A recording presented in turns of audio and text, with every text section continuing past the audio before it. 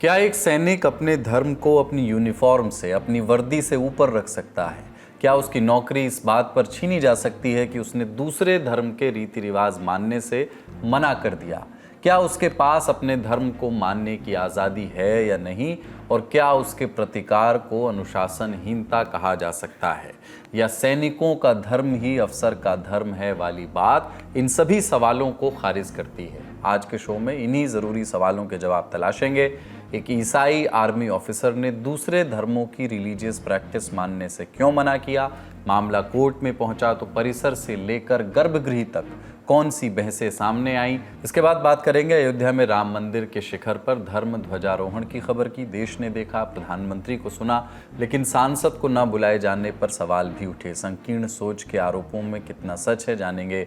अरुणाचल प्रदेश के नाम पर भारत चीन क्यों एक बार फिर आमने सामने है? इमिग्रेशन काउंटर से शुरू हुआ विवाद क्यों भारत चीन के रिश्ते पर भारी पड़ता दिखाई दे रहा है? नीतीश सरकार की पहली कैबिनेट मीटिंग के फैसलों में भाजपा की कितनी छाप दिख रही है? नमस्कार, अपन है कुलदीप और आप देख रहे हैं the Lallantop show. Brought to you by Sensodyne K. Sensodyne toothpaste for sensitive teeth.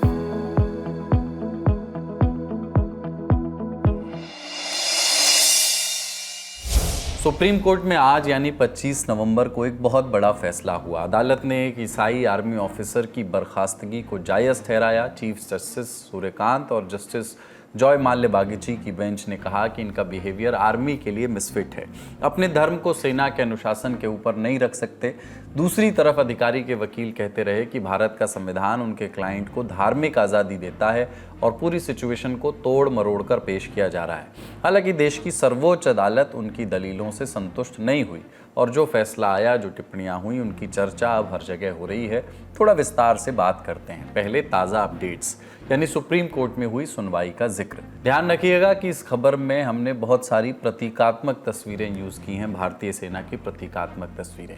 Supreme court में सैमुअल कमलेसन की पैरवी की वरिष्ठ अधिवक्ता गोपाल शंकर नारायणन ने वो बोले कि उनके मुवक्किल को केवल इसलिए बर्खास्त किया गया क्योंकि उन्होंने मंदिर के गर्भगृह में जाने से मना कर दिया, जबकि ऐसा नहीं है कि उन्होंने दूसरे धर्मों के प्रति घृणा दिखाई हो। एक ट्रूप लीडर के तौर पर वो हमेशा सर्वधर्म स्थल पर देखे गए। वरिष्ठ अधिवक्ता का इतना कहना था कि सीजेआई सूर्यकांत की टिप्पणी आई। वो बोले कि क्या इस तरह का झगड़ालू व्यवहार सेना के अनुशासन पर असर नहीं डालता? जवाब में शंकर नारायणन बोले, जिस सर्वधर्म स्थल में उनके मुवक्किल की तैनाती थी वहाँ केवल एक गुरुद्वारा और मंदिर ही बनाया गया था। क्योंकि सैमुअल एकेश्वरवादी धर्म से आते हैं, इसलिए वो तो परिसर में तो गए लेकिन गर्भगृह में प्रवेश नहीं किया, क्योंकि वहाँ पर जाने और पूजा पाठ करने की मंजूरी ईसाइयत ने नहीं दी है। मेरे मुवक्किल बेहद ही अनुशासित हैं, कतई झगड़ालू नहीं हैं। इस पर सीजेआई की तीखी प्रतिक्रिया आई। बोले कि आखिर उन्होंने किस तरह का मैसेज दिया? क्या वो ये दिखा रहे थे कि वो अपने सैनिकों की धार्मिक भावनाओं का सम्मान नहीं करते? ऐसे व्यवहार के लिए उन्हें तुरंत सेना से निकाल दिया जाना चाहिए था। इधर सैमुअल के वकील ने कहा कि क्योंकि सैमुअल सेना में थे, इसका मतलब ये नहीं है कि अपने धार्मिक विश्वासों को मानने का उनका मूल अधिकार खत्म हो जाता है, जो कि संविधान के अनुच्छेद 25 ने उन्हें दिया हुआ है। इतना सुनना था कि जस्टिस बागची बोले, इस केस में एक पादरी ने अपने विचार रखे थे। कहा था कि मंदिर के गर्भगृह में जाने से ईसाइयत पर कोई फर्क नहीं पड़ेगा। इस पर शंकर नारायणन बोले कि पादरी का तर्क केवल परिसर तक सीमित था। मंदिर के गर्भ में जाकर सैमुअल को दूसरे धर्म के रीति रिवाजों के साथ पूजा भी करनी पड़ती, क्योंकि वो ट्रूप लीडर थे और ऐसा ही करने के लिए सीनियर कमांडर बार बार कह रहे थे। सैमुअल को फोर्स किया जा रहा था, इसी का उन्होंने प्रतिकार किया, जिसकी वजह से उन पर अनुशासनहीनता के आरोप लगे और उन्हें बर्खास्त कर दिया गया। इसके बाद सीजेआई सूर्यकांत की एक बेहद तीखी टिप्पणी आई। वो बोले कि लीडर्स का काम होता है कि वो एग्जाम्पल के साथ लीड करें। जब एक पादरी ने कह दिया कि कोई दिक्कत नहीं है, तो आपके मुवक्किल अपने मन से ईसाइयत को परिभाषित क्यों कर रहे हैं?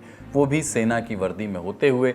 आपके मुवक्किल 10 चीज़ों में बहुत अच्छे होंगे, लेकिन भारतीय सेना अपनी धर्मनिरपेक्ष छवि के लिए जानी जाती है। अगर आप उसका अनुशासन बरकरार नहीं रख सकते तो वहाँ होने का मतलब नहीं है आपके लिए। आपके मुवक्किल अपने सैनिकों की भावनाओं का सम्मान करने में विफल साबित हुए हैं। सीजेआई की ये टिप्पणी आई और बेंच ने सैमुअल कमलेसन की याचिका खारिज कर दी। जिक्र दिल्ली हाईकोर्ट का भी हुआ, जिसने 6 महीने पहले के अपने आदेश में सैमुअल की याचिका खारिज की थी और भी अधिक तीखी टिप्पणियां की थी। इन पर भी बात करेंगे, लेकिन पहले ज़रा सैमुअल की कहानी पर आते हैं। सैमुअल कम्बलिसन मार्च 2017 में भारतीय सेना में शामिल हुए थे, 3rd कैवलरी रेजिमेंट में लेफ्टिनेंट के तौर पर। आगे बढ़ने से पहले 3rd कैवलरी के बारे में भी जान लीजिए। इस रेजिमेंट में सिख, जाट और राजपूत सैनिकों के कुल 3 स्क्वाड्रन्स हैं। लेफ्टिनेंट सैमुअल को बी स्क्वाड्रन का ट्रूप लीडर बनाया गया, जिसमें ज़्यादातर सिख सैनिकों की मौजूदगी थी।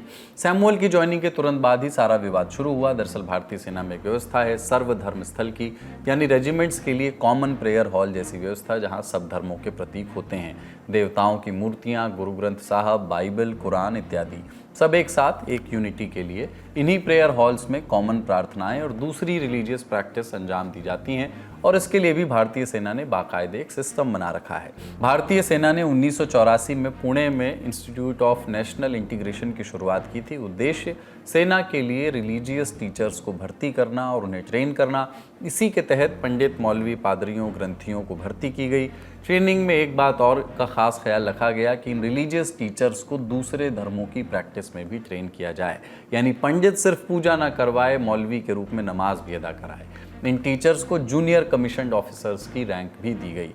तो भारतीय सेना में जितना कॉमन एक जेसीओ पंडित का मौलवी, पादरी या ग्रंथी की भूमिका निभाना है, उतना ही कॉमन है अलग अलग धर्म से आने वाले सैनिकों और ऑफिसर्स का एक दूसरे की रिलीजियस प्रैक्टिसेस में हिस्सा लेना। तो ऐसे ही आदेश सैमुअल कम्बलिसन को भी दिए गए, लेकिन उन्होंने ऐसा करने से मना कर दिया और बार बार किया। हालांकि सम्मान के तौर पर वो सर्वधर्म स्थल के बाहर अपने जूते और बेल्ट उतार दिया करते थे, लेकिन गर्भगृह में नहीं जाते थे। कम्बलिसन के सीनियर ऑफिसर्स ने उनके इस व्यवहार को गंभीरता से लिया। वो बोले कि कम्बलिसन फोर्स के रेजिमेंटेशन और अनुशासन को बिल्कुल महत्व नहीं देते। रेजिमेंटेशन यानी फौज की ऑक्सीजन, अलग अलग बैकग्राउंड से आए सैनिकों को जोड़ने का फेविक्विक। तो तमाम आदेशों के बाद भी जब सैमुअल नहीं माने तो उन्हें 2021 में बर्खास्त किया गया, जिसके बाद उन्होंने दिल्ली हाई कोर्ट का रुख किया। वहां पर भी संविधान के अनुच्छेद 25 का हवाला दिया, लेकिन कोर्ट उनकी दलीलों से सहमत नहीं हुआ और ये बातें कहीं। टर्मिनेशन ऑर्डर से साफ है कि अधिकारी रिलीजियस परेड्स में शामिल नहीं हुए। भारतीय सेना के मूल्य साफ तौर पर देश को पहले रखते हैं, न कि धर्म को। हमारी सेना में हर धर्म, हर जाति और हर क्षेत्र के लोग हैं, जिनका केवल एक ही मकसद है देश को बाहरी खतरे से सुरक्षित रखना। हमारी सेना में ऐसे युद्धघोष भी हैं जो बाहर से सुनने में भले ही धार्मिक प्रवृत्ति के लगें, लेकिन उनका एकमात्र उद्देश्य फोर्स को मोटिवेटेड रखना है। भारतीय सेना का अनुशासन ही उसका सबसे बड़ा मंत्र है। तो ये तो थे अदालती तर्क वितर्क। अब भारतीय सेना से रिटायर हुए 2 दिग्गजों से कुछ और बातें समझते हैं। मैं अपना निजी तौर पे आपको बताता हूं, मैं खुद इंडियन मुस्लिम हूं, 2nd जनरेशन हूं। मेरे पिताजी भी मेजर जनरल थे इंडियन आर्मी में। मैं एक प्योर हिंदू रेजिमेंट से बिलोंग करता हूं, गढ़वाल राइफल्स। पिताजी भी मेरे उसी रेजिमेंट के थे। हमारी तो अपब्रिंगिंग ही इसी पर हुई कि फौज में कोई भेदभाव, कोई मजहब इस तरह से देखा नहीं जाता। ये ब्लैक एंड व्हाइट, काला और सफेद मामला नहीं है, क्योंकि लोगों को समझ नहीं है इसकी। मैं सैमुअल कम्बलिसन साहब को बताना चाहता हूं कि उन्हीं के मजहब के ब्रिगेडियर डेजमंड हेड महावीर चक्र 3 जाट के सीओ थे बैटल ऑफ डोगराई में 1965 में, जहां तो 86 जवान उनकी यूनिट के मारे गए थे। मगर इसके बावजूद वो जाट रेजिमेंट के वो सिपाही जो थे, 86 जवान खोने के बाद भी वो अपने सीओ साहब के साथ आगे बढ़ने के लिए हर समय तैयार थे। उनके सीओ साहब ने तो कभी ये नहीं कहा कि मैं आपके मंदिर में नहीं आऊंगा, मगर मैं आपको लड़ाई में ले जाऊंगा। इस तरह से बहुत उदाहरण है। Major general Trevor Morlin Sikh regiment के, lieutenant general Pat Dunn, major Abdul Rafey Khan जो मारे गए, वीर चक्र जो मारे गए थे 1965 की बुट्टू डुगरंडी लड़ाई में, मेरे रेजिमेंट के थे वो। तो मैं तो एक बहुत कॉन्फिडेंस के साथ कहता हूं लोगों को कि फौज में अगर आपको अफसर बनना है और अफसर बनकर रहना है, एक प्रोफेशनल के तौर पर काम करना है, तो याद रखिए कि जो जवान का मजहब है वो उस समय के लिए आपका मजहब है। धर्म हमारे लिए वो धर्म होता है जब आप आर्मी ज्वाइन करते हैं, कि जो आपके सोल्जर्स का धर्म है वो आपका धर्म बन जाता है। ये हमारे लिए अनिवार्य है, हमें सिखाया जाता है। अगर मैं, मेरे जैसे ट्रुप्स अगर सिख हैं तो मुझे गुरुद्वारे जाना पड़ेगा, मेरे ट्रुप्स अगर मुसलमान हैं तो मुझे मस्जिद जाना पड़ेगा, हिंदू है तो मुझे मंदिर जाना पड़ेगा। और हम उनको मंदिर परेड बोलते हैं, मतलब ये हमारी ड्यूटी है, मस्जिद परेड, गुरुद्वारा परेड। और मैं Jammu and Kashmir light infantry regiment से हूँ, और मैं कई बार इसके बारे में चर्चा कर चुका हूँ कि मेरे जवान 50%, हमारे रेजिमेंट में 50% मुसलमान हैं, 40% डोगरा हैं और 10% सिख हैं। तो हमारा तो एक अलग ही रूप है। एमएमजी बोलते हैं हम उसको, मीडियम मशीन गन नहीं, मंदिर मस्जिद गुरुद्वारा हमारा एक ही छत के नीचे होता है। और जब मैं अपने जवानों के साथ था तो नवरात्रे में उपवास रखता था, रमजान में रोजा रखता था। तो ये हमारा धर्म बन जाता है, हमारा वे ऑफ लाइफ बन जाता है। ऐसे में मेरा ये मानना है कि मैंने आज तक कोई ऐसा उदाहरण नहीं देखा जहां पे कोई अफसर कहे कि मैं इस धर्म में नहीं जाऊंगा या इस धर्म के रीति रिवाज का पालन नहीं करूंगा, जो कि मेरे जवानों का धर्म है, क्योंकि वो ही धर्म हमें निभाना पड़ता है। ये हमारी ड्यूटी है, क्योंकि इसी के बल पे हम लोग लड़ाई हो, युद्ध हो, ट्रेनिंग हो, अभ्यास हो, हर चीज में साथ रह पाते हैं। लेकिन हर सिक्के के दो पहलू होते हैं। जब दिल्ली हाई कोर्ट ने सैमुअल की याचिका खारिज की थी तब कुछ हलकों में असहमति भी जताई गई। मसलन national law school of India university Bengaluru में लॉ स्कॉलर श्री हर्षा कंदुकरी ने news website the news minute में एक लेख लिखा और ये दलीलें दी। आर्मी एक्ट की धारा 41 अनुशासनहीनता की बात करती है, कहती है कि अपने सीनियर का आदेश ना मानना अनुशासनहीनता है। लेकिन ये कौन तय करेगा कि आदेश कानून सम्मत है या नहीं? क्या किसी को दूसरी रिलीजियस प्रैक्टिस के लिए मजबूर करना नैतिक और कानून सम्मत है? ये बात बिल्कुल सही है कि आर्मी के लिए अनुशासन ऑक्सीजन है, लेकिन इसके नाम पर सैनिकों से उनके मूल अधिकार नहीं छीने जाने चाहिए। ये मानना गलत है कि अगर कोई सैनिक किसी दूसरे धर्म की रिलीजियस प्रैक्टिस में हिस्सा नहीं लेता तो इससे सेना की एकता टूट जाएगी। क्या सैनिकों को एकता के सूत्र में बांधने का एकमात्र साधन धर्म है, जबकि जजों से लेकर नेता और ब्यूरोक्रेट्स संविधान को पवित्र पुस्तक के तौर पर तवज्जो देते हैं? तो संवैधानिक अधिकार सैनिकों पर लागू क्यों नहीं होते? इन सवालों से इतर एक दूसरा मामला हमारे सामने और है। जम्मू कश्मीर के Vaishno Devi institute of medical excellence में एडमिशन को लेकर 50 MBBS सीटों में से 42 सीटों पर मुस्लिम छात्रों का एडमिशन हुआ है, जिसके बाद से बीजेपी के नेता एक्टिव हैं। इस भर्ती में घपलेबाजी और स्कैम के आरोप लगा रहे हैं। ये तक कह चुके हैं कि इस कॉलेज में सिर्फ उनका एडमिशन होना चाहिए जो माता वैष्णो में विश्वास रखते हों। बीजेपी नेता केवल बयानबाजी तक नहीं रुके, एक ज्ञापन लेकर उपराज्यपाल मनोज सिन्हा से मिलने भी पहुंच गए, जो स्वीकार भी कर लिया गया। इधर अधिकारियों का कहना है कि संस्थान में जो भी एडमिशन प्रोसेस हुआ वो नियम, कायदे, कानूनों के तहत हुआ, यानी मेरिट के आधार पर ही एडमिशन हुए। केंद्र शासित प्रदेश के मुख्यमंत्री उमर अब्दुल्ला ने भी यही बात दोहराई, लेकिन विवाद जारी है। जो भी अपडेट्स आएंगे आपको बताएंगे। अब सुर्खियों की बारी। क्या भारत और चीन के बीच सब कुछ ठीक चल रहा है? क्या अगस्त में प्रधानमंत्री मोदी और चीन के राष्ट्रपति शी जिनपिंग की मुलाकात के बाद चीज़ें बेहतर हुई हैं? क्या चीन से सतर्क रहने की ज़रूरत वाली आशंकाएं फिर से प्रबल हो गई हैं? पहले खबर बताते हैं, फिर जवाब पर आएंगे। पेम वॉन्गजॉम थांगडॉक अरुणाचल प्रदेश में पैदा हुई और ब्रिटेन में फाइनेंशियल एडवाइज़र हैं। पेम 21 नवंबर को लंदन से जापान जा रही थी। चीन के शंघाई एयरपोर्ट पर 3 घंटे का उनका ट्रांजिट था। वहां पहुंचने पर इमिग्रेशन काउंटर पर अधिकारियों ने उनके पासपोर्ट को इनवैलिड बता दिया। कारण, उनके पासपोर्ट पर जन्मस्थान अरुणाचल प्रदेश लिखा था। ट्रांजिट के नाम पर शुरू हुआ मामला हैरेसमेंट में बदल गया। इस विवाद पर चीन अपनी सफाई में भोला बनने की कोशिश कर रहा है। वहीं पेम ने क्या बताया कि अधिकारियों ने उनसे कहा कि अरुणाचल प्रदेश चीन का हिस्सा है। उनसे 18 घंटे पूछताछ की गई और उनका मजाक उड़ाया गया। पेम का दावा है कि उन्हें न तो सही जानकारी दी गई, न पर्याप्त खाना और न ही एयरपोर्ट की सामान्य सुविधाएं। आखिरकार उन्होंने शंघाई में भारतीय दूतावास से संपर्क किया। 1 घंटे के अंदर 6 भारतीय अधिकारी पहुंचे, उनकी मदद की। उन्होंने चीनी अधिकारियों से जापान जाने की इजाज़त मांगने की बहुत कोशिश की, लेकिन मना कर दिया गया।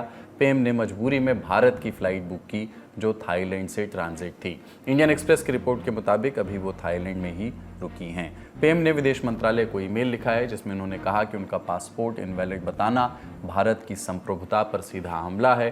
भारतीय विदेश मंत्रालय का भी जवाब आया। मंत्रालय ने 25 नवंबर को चीनी दूतावास को समन भेजा और कड़ा विरोध दर्ज कराया।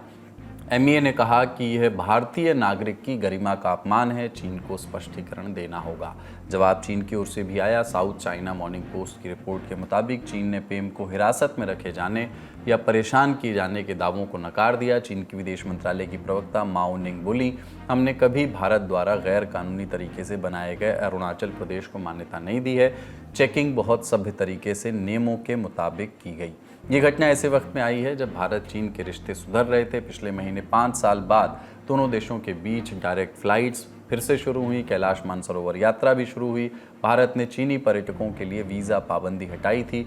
अगस्त में SCO समिट में मोदी शी जिनपिंग की मुलाकात हुई थी, जहां दोनों ने कहा था कि बॉर्डर विवाद पूरे रिश्तों को परिभाषित नहीं करना चाहिए। ऐसे में सवाल ये है कि क्या पेम का केस सिविलियन स्तर पर तनाव बढ़ाएगा? क्या ये दोनों देशों के बीच संबंधों को सुधारने की कवायद को फिर से ठंडे बस्ते में डाल सकता है?